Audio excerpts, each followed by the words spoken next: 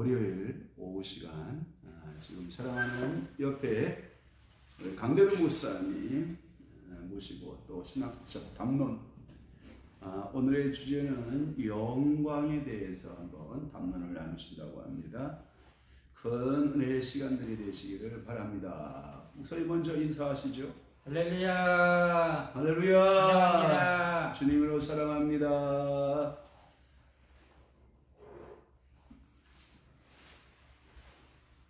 예, 말씀 나누시죠.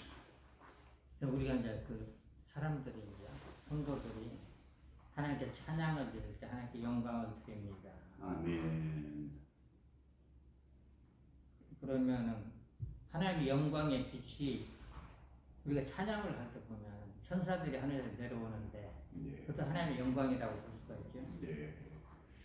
예를 들어서 성경에 그 천사들이 여호와 앞에 노래를 부를 때 거룩하다, 거룩하다, 거룩하다 날개를 치며 노래를 한다고 이렇게 말씀하고 있는데 왜 세 번 거룩하다, 거룩하다, 거룩하다라고 노래를 했을까 하면 학자들에는 여러 가지 견해가 있지만 삼일체 하나님에 대한 노래다.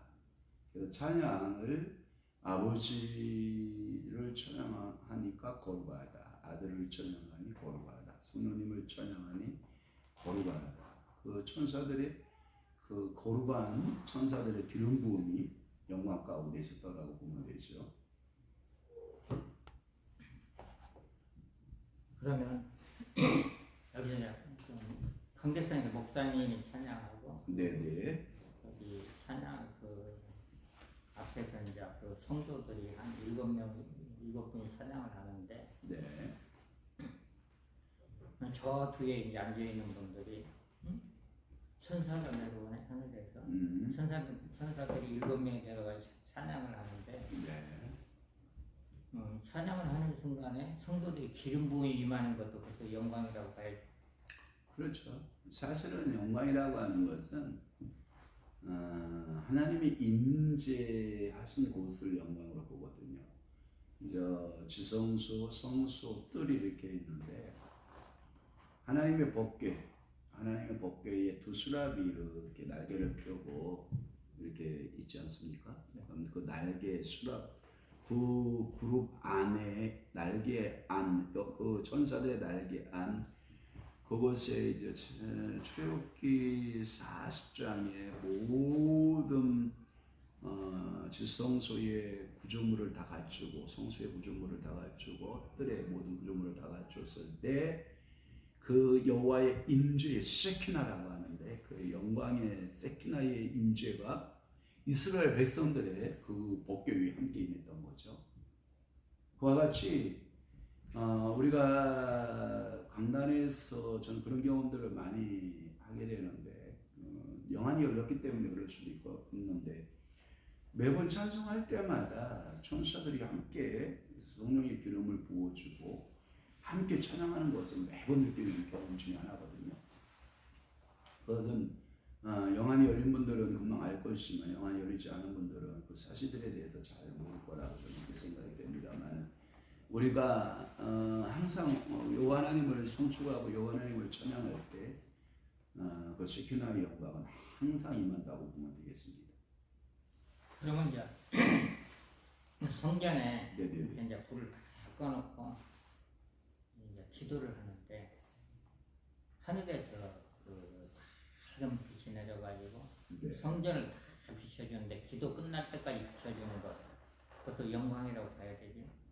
그렇죠. 하나님의 임재의 사실인데 기도하고 있다 그러면 그 기도의 응답자가 되실 것이고 찬양하고 있다 그러면 그 찬양의 연락자가 될 것이고 또 하나 내가 말씀을 보고 있다 그러면 그 말씀이 깨달음의 영으로 성령께서 우리를 깨닫게 하시고 주님 가운데 인도하는 영으로 역사한다고 보고 그것이 구약의 아브라함에게 임했을 때에는 아브라함이 제물들을 잡아서 그것을 가르고 거기에 여호와의 횃불이 지나가지 않습니까? 그 여호와의 영광의 상징이라고 볼 수 있고 또 아브라함이 정오 때 상수나무 아래 만났을 때 새 천사를 만나는 그것도 영광이라고 할 것이고, 또 소돔과 고모라 성에 저녁 때쯤에 찾아갔던 롯을 찾아갔던 그 두 천사도 영광 가운데 영광의 천사라고 보기도 하고, 하여튼 하나님의 임재가 있는 곳은 그것에 영광이 머물렀다. 그것이 뭐 기도든 찬양이든 그것이 예배든 어떠한 형태의 우리의 모습을 가지고 있든지 그곳에 항상 하나님이 세상 끝날까지 내가 너희와 함께 한다라고 하는 임마누엘의 하나님, 항상 경험했던, 그래서 신약에도 예수의 어머니가 경험했던, 또는 꿈속에서 요셉이가 경험했던 이런 모든 사건들을 보면 다 영광의 사건이라고 저는 그렇게 보고 있습니다. 그러면 이렇게 이제 사역을 할 때, 네. 집회를 할 때, 네네네. 기름 부음, 네. 기름 부음하고 불하고 약간 틀리죠? 네, 불하고 기름 부음하고는 뭐 한 성령 안에서 불의 모습으로 나타나느냐, 그런 성령이면 똑같은 거죠. 그러면 또 하나 성령 안에서 기름 부음은 딴 성령이시거든요. 그런데 나타남의 증거의 모습들은 좀 약간 다를 수가 있는데, 기름 부음은 치료 역사라고 보면 불 역사는 축사 역사라고 보는 것이 더 나을지 않을까 하는 생각을 해요. 그러면 사역자들 때 안수를 할 때, 네네. 성도들에게 이제 치료가 되면은 네. 하나님의 영광이 나타나는 거 아니에요? 아멘이죠.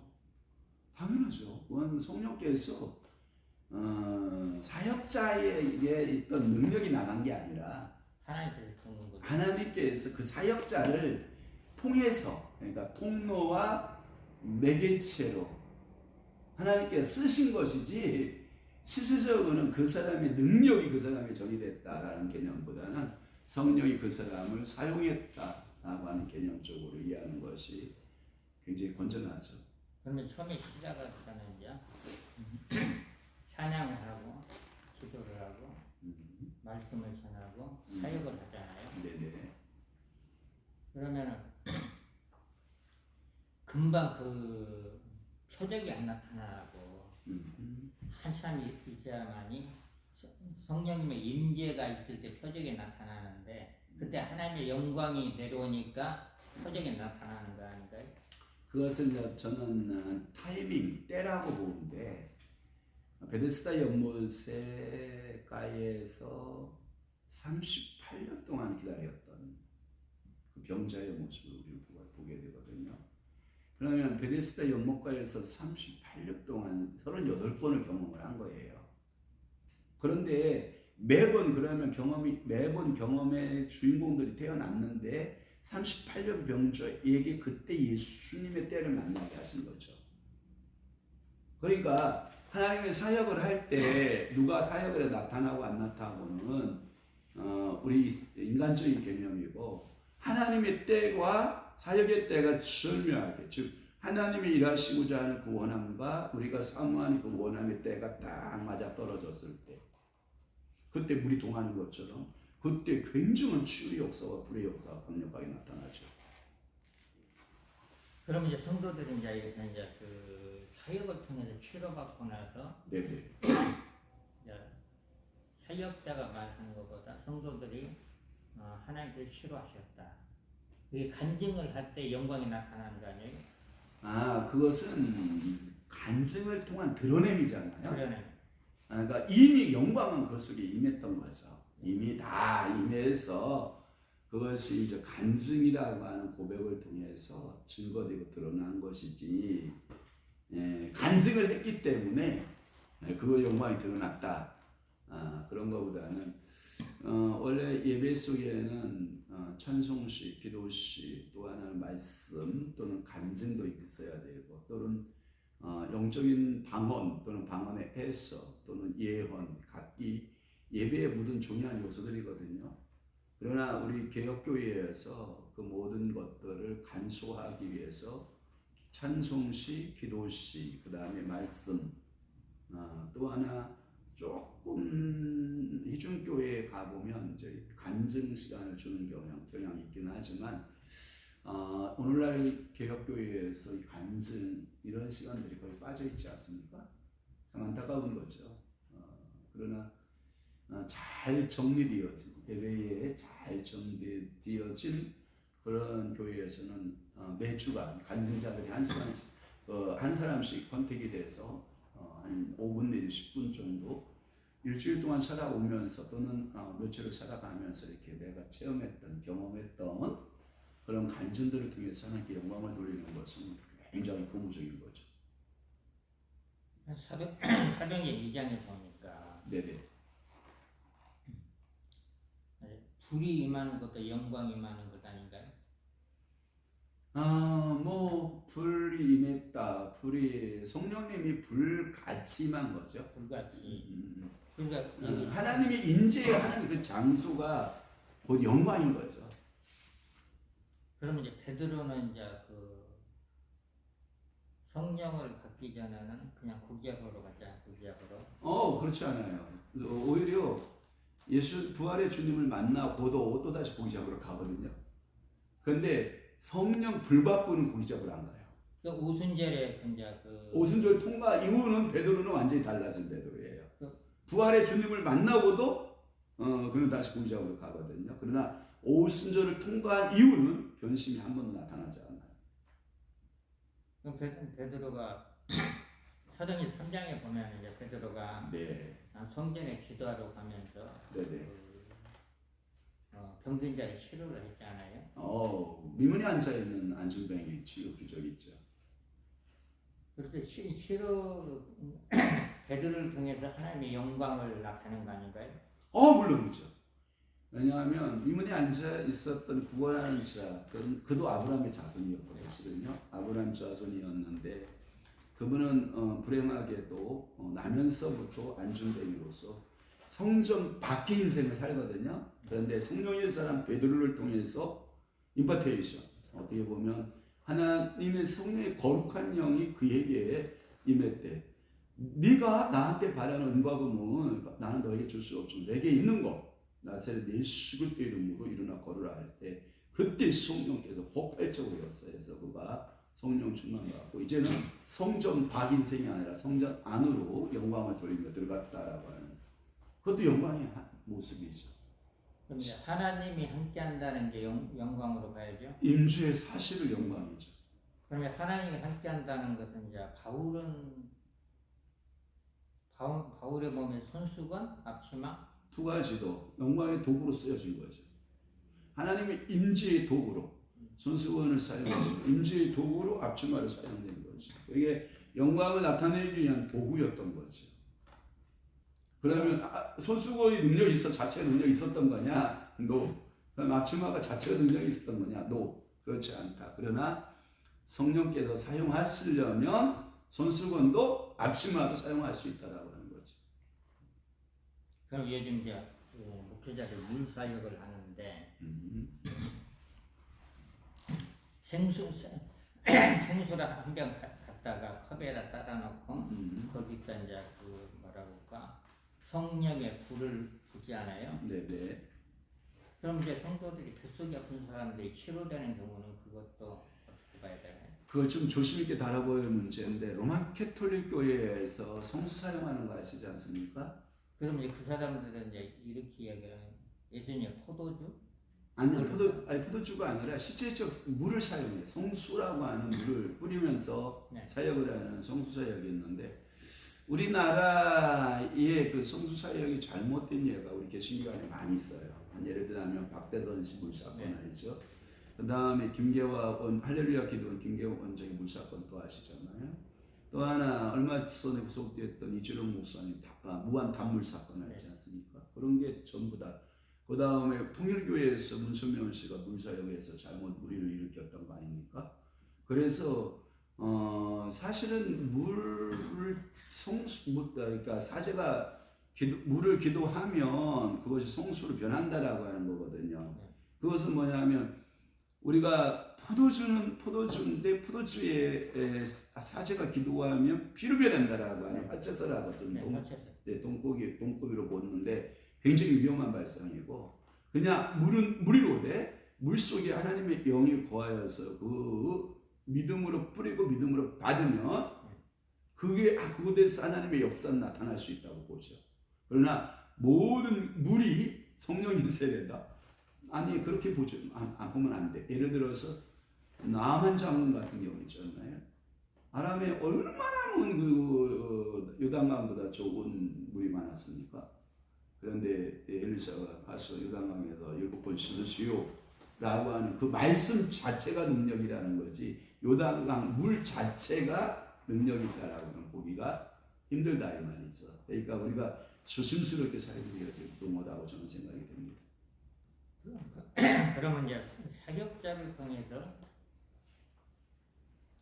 하나님의 영광이 나타나는 경우도 있잖아요. 그건 제가 1차적으로 성령 충만한 주의죠. 2차적으로는 예수로 충만한 주의죠. 그러니까 또 하나는 세 번째는 뭐냐면 그러니까 말씀과 예수와 성령이 충만한 주의 정도를 통해서 얼마든지 그 영광의 나라가 나타나죠. 이런 게 사역도 불사역자, 기름 부사 사역자, 그 말씀 사역자가 구분이 되잖아요. 그것은 이제 결과물이죠. 결과물로서 내가 어떤 사역을 했는데 많은 사람들이 간증의 체험자들이 간증을 고백을 하기를, 내가 불경험을 했기 때문에 나는 어떤 분한테 불경험을 많이 했다, 이렇게 간증한 결과물들을 보니까 불사역자. 또한 본인이 내가 불사역자고 또 하나 내가 기름 부음 사역자인 자신 스스로 또 성령께서 깨우쳐 주시거든요. 그러고 그것 자체의 결과물들이 그렇게 나타난다라고 하는 것이 공적이에요. 인정이 이게 하나가 돼요. 이게 합일점이 있어요. 그러니까 뭐 나는 불사역자야 그런다고 불사역자 되는 게 아니고, 내가 기름 사역자여서 기름 되는 그 사역자가 아니라 실적으로 본인이 내가 은사적으로 불을 받았거나 기름 부음을 받았거나 또는 그것을 사역을 받은 제3자들이 간증과 고백을 통해서 그것은 입증되고 드러난다고 저는 보죠. 그럼 이제 언젠가 이렇게 이제 철학 기도를 하는데 의자가 하나 둘 있는데 이쪽 사람들은 밤새도록 기도하고 또 저쪽 사람들은 그냥 콜쿨 자고. 근데 이제 하늘에서 이제 빛이 내려오는데 네네. 자는 사람에게는 안 비춰주고 기도하는 사람들에게 비춰주더라고요. 그건 은사는 사모함이에요. 은사를 사모하니까 그게 이제 하나님의 빛이 들어가는 거 아니에요? 그렇죠. 은사는 사모하는 자들에게 임하게 되어 있거든요. 또한 그렇다고 해서 그 같은 현장에 제가 이제 사역을 해보고 방언 터치를 한번 해보면 어떤 경우냐면 방언이 가는 줄이 있어요. 선이 있어요. 그러니까 은혜 자리에 잘 앉는 것도 축복이고요. 믿음의 자리에 잘 앉는 것도, 내 주변에 어떤 분이 함께하고 있느냐, 그것도 굉장히 중요하다고 생각이 돼요. 그러면 이제 강대상에서 성령의 불로 이렇게 선포하지 않는데 성령의 불이 가다가 아멘하는 이렇게 반드시 가다가 이쪽에 아멘하는 사람 쏙 들어가고 곧장 안 가더라고요. 그것은 제가 보기에는 받고자 하는 사람의 마음이, 사모함이 불을 던지는 그 사역자와 함께 맞아 떨어졌다라고 보고요. 실적으로 강단에서 메시지를 전하고 사역을 하거나 기도를 하거나 선포할 때 아멘 할 때 불이 들어가는 경우, 아멘 할 때 성령의 기름 부음이 임하는 경우, 아멘 할 때 생수의 치유 능력, 뭐 각가지 성령이 나타남의 현상들은 많이 나타나고 있죠. 근데 성령이 나타나면 이제 저기 뭐지? 강대상에서 목사님들이 말씀을 읽어주잖아요. 읽어주는데 그 말씀을 듣는 순간에 그 기름 부음이 임했다는 것은 영광의 기름 부음이 임했다는 뜻으로 봐야 되나요?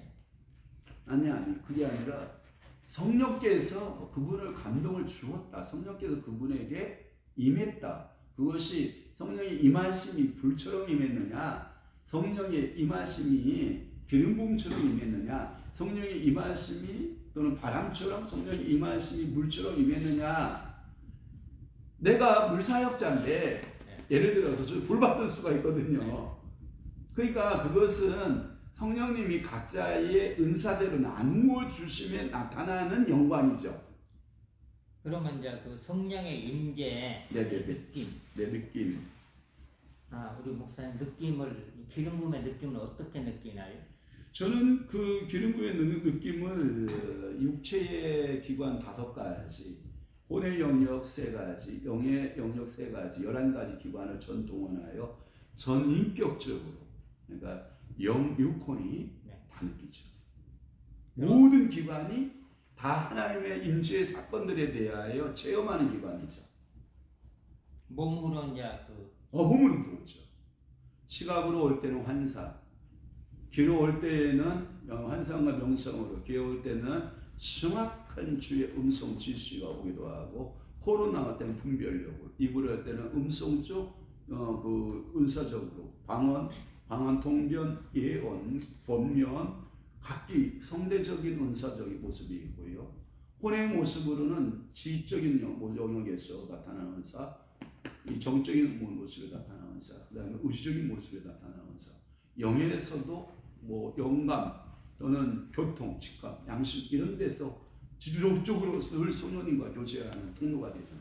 교제의 통로죠. 그러면 이제 어떤 분들이 이제 성령에 불을 했을 때 뱃속에서부터 뜨거워진다는데 그건 뭘로 표현해야 돼요? 사실 성령에서 보면 두루마기를 먹으라라고 표현을 하거든요. 그래서 두루마기를 먹었더니 입에서는 달았더라. 근데 사실 속으로 들어가서 내 배에서부터는 써서 견딜 수가 없었더라라는 말씀을 하고 있잖아요. 그러니까 그것도 사실은 말씀이시지만 성령이 역사한 거거든요. 하나님의 영이 역사해서 그래서 말씀이 내 속 깊은 곳에서부터, 그래서 영의 가장자리가 어디냐라고 하면 그 배에 생수의 강이잖아요. 그래서 그 배에서 생수의 강에서부터 역사가 나타나는. 근데 이제 성도들이 이제 배로 성령이 불이 임하는 사람이 있고 머리로 임하는 사람이 있고 지적인 성령, 그리고 손으로 임하는 사람이 있고 의지적 성령. 눈 다 다르죠. 그리고 이게 권세도 다르고 그분들이 그 성령 충만 받으신 분이 어느 쪽 창고를 열어놨느냐, 이쪽 지적을 열어놨느냐, 가슴 배 쪽을 열어놨느냐, 손 쪽 손발로 열어놨느냐. 제가 사역을 해온 경험에 의하면 열어놓은 쪽으로 성령님은 역사하신다는 거, 그렇게 이해하시면 더 정확하리라고 저는 생각이 듭니다. 그러면 이제 희락의 기쁨의 영? 희락. 네네네. 그분은 대부분의 이제 왼쪽 배 쪽에서 웃음이 터지더라고요.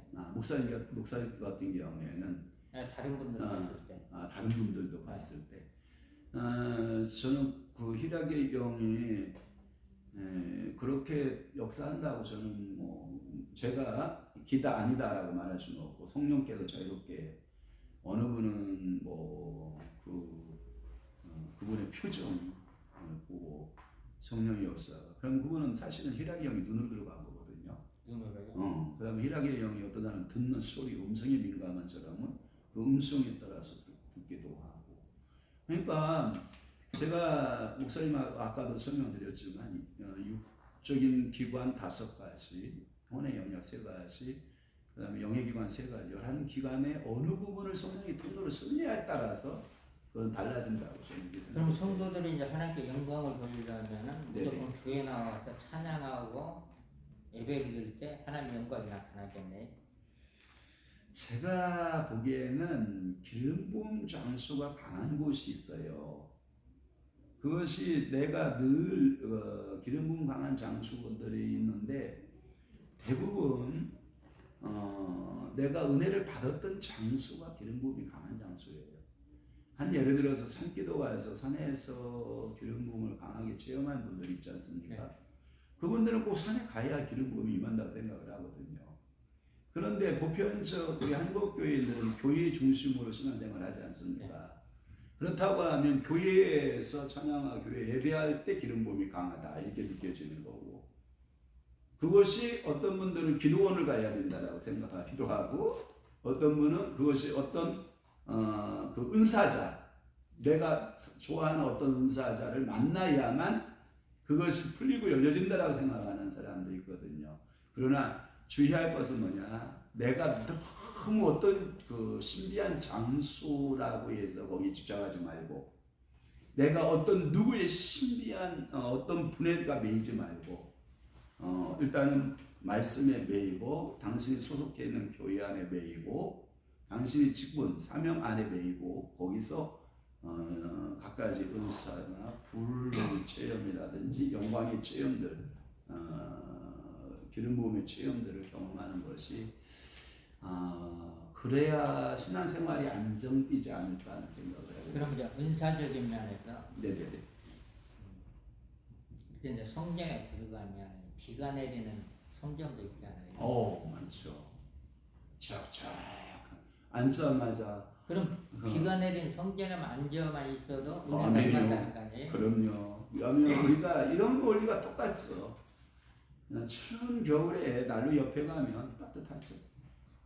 또 하나 무더운 여름날 에어컨 틀어놓으면 시원하듯이 내가 지금 어느 장소에 머물렀느냐. 예를 든다면 엘리 제사장과 사무엘 있지 않습니까? 똑같은 그 하나님의 임재의 장소에 있지만 영적으로 우둔한 엘리 제사장은 그걸 못 느끼지 않습니까? 영적으로 예민했던 사무엘은 하나님의 음성을 듣는 거 아닙니까? 그렇다고 하면 더 중요한, 장소보다 더 중요한 것이 하나 있다 그러면 그 사람의 영적 상태거든요. 그대의 목사, 장로, 선교사 또는 뭐 전도사, 권사 이 직분이 중요한 게 아니라 내가 하나님 앞에서 이 직분을 뛰어넘어 어떠한 깨끗한 마음의 자세를 가지고 있느냐가 더 중요하다고 저는 생각이 되는 거죠. 그때 하나님의 영광의 그 기름 부음이 더 강하다. 그럼 이제 기름 부음에 이제 한 사람만 느끼는 것보다 여러 사람이 느낄 때 영광의 기름 부음이 더 강하다는 거 아닌가요? 왜냐하면 저들의 각자의 천사들이 내가 혼자 있을 때 나를 돕는 천사들이 이곳에 오잖아요. 네. 근데 지금 목사님 같이 이렇게 담론을 나누고 있잖아요. 왜냐하면 목사님과 함께하는 천사가 지금 저들과 함께하고 있잖아요. 그런데 이게 2명, 이게 또는 20명, 또는 200명, 2,000명. 그럼 목회자들에게 천사가 보통 뭐 7명, 12명 따라다니는데 그건 어떻게 보시나요? 그건 목사님이 이제 개인적 경험이시고 목사님은 뭐 그렇게 보았 거라고 생각이 되는데 저는 그 이상을 보거든요. 사역론적으로 그 분이 중요한 사역을 감당할 때 더 많은 예수에게는 12영이나 더 되는 영을 부릴 수 있는. 그럼 이제 천사의 이제 그 뭐랄까 나팔천사가 나팔천사. 네. 나팔천사는 이제 상징에 흰 색깔로 비교를 하는데 흰 색깔이면서 치료천사로 비교를 하거든요. 그건 어떻게 생각하세요? 나팔천사가 하나님의 모형을 이 땅에 다 하나님께서 보여주셨어요. 네. 그 중에 하나를 대표적으로 뽑아보면 이런 거거든요. 하나님이 법궤를 만들어요. 네. 주인이 와서 양을 끌고 오든 소를 끌고 오든 염소를 끌고 오든 비둘기를 가지고 오든 물론 뭐 가난한 소재를 가지고 올 수도 있죠. 그런데 그 짐승을 잡고 안수, 뒤에 전부 안수, 주인이 그래가 가지고 온 사람이 그 손에다 잡고 주인이 자기가 잡거든요. 가리 찔러서 소를 잡거든 양이나 염소를 잡거든 하거든요. 그러면 그것이 각이 띄어져서 번제단에 태워질 때 그때 레이들 가운데 동서남북에 선 레인들이 뭘 불어요? 나팔을 부는 거예요. 그때 나팔을 불 때 당신은 이제 죄에서 해방되었다라고 하는 자유의 선포고요. 그때 나팔을 부는 것은 이제 하나님께서 영광 받으셨다는 거거든요. 당신의 죄물을 받고 당신의 죄를 사하노라. 그런데 놀라운 사실은 이것이 1년에 한 번 요렇게밖에 안 된다는 거예요. 그러니까 한 번 제사 1년 효력밖에 안 된다는 건데 실적으로 예수 그리스도께서 우리를 위해서 갈보리 산상에서 십자가 지셨잖아요. 단번에 이루신 제사는 이 천사들이 온 세계에다가 제사함을 받았다라고 하는 영광의 그 나팔을 불게 되죠. 그게 쉐키나의 나팔이죠. 그 음성을 들을 수만 있다면 그 사람은 죄사함에 있어서 굉장한 자유가 있는 거죠. 그래서 천사들도 이제 저기가 저기 역할이 있거든요. 아, 물론이죠. 그냥 나팔 천사가 있고, 그러면 이제 그 능천사. 능천사는 이제 싸우는 천사로 보고 있거든요. 그리고 그것을 미가엘 천사라고 하고. 그것을 이제 천사를 세 나누면 네. 이렇게 보는 거죠. 하나는 싸움에 능한 천사 미가엘로 보고, 네. 하나는 기쁜 소식을 전하는 가브리엘 가브리엘. 천사를 보거든요. 그러면 이 싸움에 능한 천사, 네. 미가엘 천사, 네. 또는 기쁜 소식을 전하는 가브리엘 천사, 찬양을 원래 전달했던 누시엘 천사인데 이제 범죄에서 누시퍼가 돼요. 타락해 버리고. 네. 그래서 하늘의 해분, 그러니까 제가 늘 삼층천 하늘 말했잖아요. 스카이, 스페이스, 해분. 해분의 3분의 1을 끓고 공중, 스페이스를 떨어지거든요. 그러니까 이 가브리엘 천사의 기쁜 소식, 복음의 선포적인 의미라고 보면 되죠. 그 가브리엘 천사를 만나는 사람들은 전도를 해야 된다는 거 아닌가? 그 뜻은 어때요? 뭐 전도를 꼭 전해야 된다라고 하는 것보다도 뭐 사실은 죄인에게 네. 당신의 죄사함을 받을 수 있는 예수 그리스도를 소개해야 한다. 네. 기쁜 소식이잖아요. 그러면 가브리엘 천사가 그렇게 조명해도 기쁜 소식, 복음을 전해주는 기쁨의 소식을 전달하는 역할을 한다. 그렇게 봐도 뭐 틀린 건 아니겠지만 굳이 그것을 가브리엘 천사의 사명이다 이렇게 말하기는 좀 어폐가 있을 것 같아요. 네네. 그러면 이제 대부분의 이제 성도들이 목회자가 이제 설교를 할 때 몸으로 이제 불의 느낌을 느끼는 사람들은 불적으로 사모하는 사람이 아닌가. 그렇죠. 그게 기름 부음 쪽으로 느끼는 분들은 또 기름 부음 쪽으로 그쪽을 여르는 분들이 강한 면이 있고요. 또는 어떤 분은 생수, 어떤 분은 바람, 토네이도 현상을 느끼기도 하고요. 영적 토네이도를 느끼죠.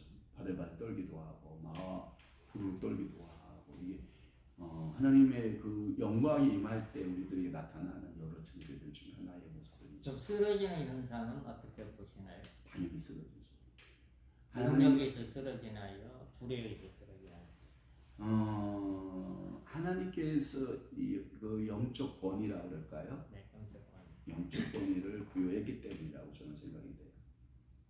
그래서 영적 권위가 없는 사람에게는 그런 능력이 나타나지 않는다고 보고 하나님이 영적 권위를 부여했기 때문에 그 사람을 지금 쓰고 있다라고 하는 증거의 현상의 표현이라고 저는 보죠. 그럼 불 할 때 사람들이 막 쓰러지잖아요. 네네네. 그럼 쓰러지면서 이제 이렇게 이제 환자들이 치료되는 경우가 있는데. 쓰러질 때 제가 경험했던 것은 지금으로부터 거의 한 20몇 년 전 이야기인데 제가 쓰러질 때 물어봤어요 성령님한테. 제 경험은 개인적 경험이니까 그러니까 참고해 주셨으면 좋겠는데 꼭 그렇다는 건 아니고요. 그런데 제 개인적 경험을 말하면 그 까메세로부터 이제 그 안수, 임파테이션 안수죠. 파이어 와서 제 이마에 파이어 하는 순간 제가 쓰러지더라고요. 그래서 제가 이렇게 쓰러지면서 성령님 앞에 물었죠. 성령님 이게 왜 제가 쓰러져야 되나요? 라고 물었죠. 그랬더니 그때 성령께서 깨우쳐 주신 메시지 중에 하나가 뭐냐, 너의 모든 그 육의 죄덩어리 알죠. 그러니까 이 말의 의미는 죄의 모습은 쓰러지고 죄의 모습은 깨어져 나갈 때 하나님의 그 영광이 내 안에 임하니까 내 자아가 무너지는 현상이라고 저는 봤어요. 그때 성령께서 정확히 그렇게 말씀하셨거든요. 네 자아의 무너짐이다 이렇게 보거든요. 그래서 그러면 이 자아의 무너짐이 뭡니까? 라고 또 성령께 여쭈었을 때 그 굉장히 육적이고 혼적인 자아들만 가지고 있잖아요, 우리가. 그러니까 죄된 자아죠, 영적인 자아가 아닌. 그때 무너질 때 그러면 성령이 그때 이제 덮쳐지는 거죠. 내가 없어지는 순간에, 내 자아가 깨지는 순간 성령이 덮쳐져. 그러면 이거 일어날 때 어떤 현상이 달라지나요? 그랬더니 그 권능이 너에게 임할 것이다 이렇게 말씀하시거든요. 그러면 이제 이렇게 사람들이 이제 웃지 않아요. 이제 어떠라고 불이 딱 임하니까 웃는 사람들 희락이 오는데 불덩어리가 그 속에 들어가는데 그것도 어떻게 봐야 되나요? 그것도 성령이 일하시는 한편. 성령이 일하시네. 귀신이 역사했다 그러면 그건 귀신 들림이고 성령이 일하시는 현장이 있어서 웃게 됐다 그러면 그것은 성령의 일하심의 현장으로 보고 그것을 성령님으로 보시는 게 좋죠. 물론 우리가 주의하지 않은 경우에 물론 성령의 역사의 현장이라 할지라도 악한 영의 역사는 있어요. 없다는 게 아니에요. 그렇지만 굳이 그게 악한 영의 역사라 이렇게 조명할 필요는 없지 않습니까? 그럼 하나님의 영광이 나타나는 성도들이 와가지고 찬양을 많이 하셔야 되겠네. 제가 보면 일체적으로 사모함, 그러니까 성령님에 대한 사모함, 그 다음에 찬양과 기도와 말씀이 균형이 좀 맺어졌으면 좋겠고요. 그래서 이 어느 한쪽으로 기울기가 되면 예를 들어서 말씀이 없이 그런 보이는 것만 추구하게 되면 어디에 빠지게 되냐면 이 신비주의 현상 가운데 신비로 빠지지 않습니까? 신비로 빠지. 예, 이게 이제 주의해야 되고 또 하나는 말씀에 대해서는 이성에 대해서는 정확히 살아 있음에도 불구하고 영적인 체험이 없으면 이성주의에 빠지지 않습니까? 하나의 뭐 과학주의나 논리주의나 이러한 이성주의, 차가운 이성주의에 빠지지 않습니까? 그렇다고 하면 말씀이 말하고 있는 데까지 성령이 임할 때 아까도 요한복음 18장 6절 말씀에 예수께서 그들에게 내가 그니라 하실 때에 그들이 물러가 땅에 엎드러졌다라고 하는 말이 있거든요. 네. 예수를 도둑놈 취급하고 제압으로 온 자들은 엎드러져야 되는 거거든요. 그러니까 예를 들어서 성령께서 우리에게 강력하게 역사해서 성령이 쓰러뜨리면 누가 말겠어요? 그러면 성도들이 네네. 이제 교회를 오잖아요. 네네. 그러면 이제 어떤 사람은 자기가 인도에서 왔다고 하는데 내가 봤을 때는 성령께서 그 마음을 줘가지고 교회로 오는 거 아니에요? 이제 성령의 부르심인데 그것은 이제 콜링 부르심이라고 하는 건데 이 부르심을 현재로 보지 않았으면 좋겠어요. 부르심에 과거가 있고 현재가 있고 미래가 있어요. 우리 칼빈주의에서는 부르심의 강조점을 어디다 두냐면 과거에 창세 전이라고 하는 부르심에 초점을 주어요. 하나님이 창세에 너를 예정하셔서 택하고 부르셨다. 여기에 장로교의 장점이 거기에 있거든요. 순복음은 어디에 초점을 두고 있냐면 현재의 부르심에 초점을 두고 있어요. 그러니까 순복음 쪽 신학을 하면 굉장히 액티브해져요. 저기 사도행전 16장에 보니까 네네. 그 영생을 주시기 위해 작정한 자는 다 믿더라. 그걸 어떻게 보시나요? 그게 애정론적인 부르심이거든요. 그러니까 우리 장로교적인 신앙으로 와보면 이게 하나님의 과거적 부르심에 집착하다 보니까 신앙생활이 액티브하지 않아요. 액티브하다는 말은 활동적이지 않아요. 그런데 순복음을 보면 굉장히 활동적이잖아요. 액티브하잖아요. 왜? 현재와 미래의 부르심에 관심을 갖고 있으니까. 근데 그것 또한 제가 우리 유튜브 보고 있는 우리 귀한 우리 동역자들과 우리 성도들에게 조화가 이루어져야 된다. 그러니까 말씀에 창세전에 나는 예정의 부르심과 현재적으로 내가 믿음으로 반응해야 된다라고 저는 생각하는 목소리입니다. 예. 일단은 여기까지만 해요. 그래요. 오늘도 우리 사랑하는 귀한 강대도 목사님 질문하고 제가 답한다고 했는데 혹시라도 부족한 부분이 있으면 참고하시고 하나님의 영광 세키나가 당신의 영광 그 세키나가 당신의 혼과 당신의 육에 항상 세키나의 기름 부음으로 충만하게 임하면 좋겠습니다. 할렐루야. 할렐루야. 샬롬. 주의 이름으로 사랑합니다. 감사합니다.